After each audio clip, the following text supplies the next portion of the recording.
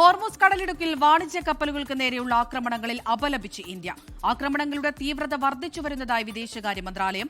ഇന്ത്യയിലേക്ക് ചരക്കുമായി വന്ന തായ് കപ്പലിന് നേരെ ആക്രമണമുണ്ടായതിന് പിന്നാലെയാണ് പ്രതികരണം. അച്യുതൻ ഡൽഹിയിൽ നിന്ന് ചേരുന്നുണ്ട്. അച്യുതൻ, എന്താണ് വാർത്തയുടെ വിശദാംശങ്ങൾ? അമൃത, ഹോർമുസ് കടലിടുക്കിൽ വെച്ച് തായ് കപ്പലായ മയൂരി നരിക്ക് നേരെയാണ് ഒരു ആക്രമണം ഉണ്ടായത്. ഇതിന് പിന്നാലെയാണ് ഇപ്പോൾ ഒരു പ്രതികരണം ഇന്ത്യ നടത്തിയിരിക്കുന്നത്. അതായത് വാണിജ്യ കപ്പലുകളെ ലക്ഷ്യമിട്ടുള്ള സൈനിക ആക്രമണങ്ങളെ അപലപിച്ചിരിക്കുകയാണ് ഇന്ത്യ. ഇന്ത്യയിലെ കാൺല തുറമുഖത്തേക്ക് പുറപ്പെട്ടതായിരുന്നു കപ്പൽ. മാത്രമല്ല, നിലവിലെ ഈ സംഘർഷങ്ങളിൽ നിരവധി ആക്രമണങ്ങൾ ഇത്തരത്തിൽ വാണിജ്യ കപ്പലുകളെ ലക്ഷ്യമിട്ട് ഉണ്ടാകുന്നു. ഈ ആക്രമണങ്ങളുടെ തീവ്രത വർദ്ധിച്ചു വരുന്നതായി വിദേശകാര്യ മന്ത്രാലയം ആ പ്രസ്താവനയിൽ പറയുന്നുണ്ട്.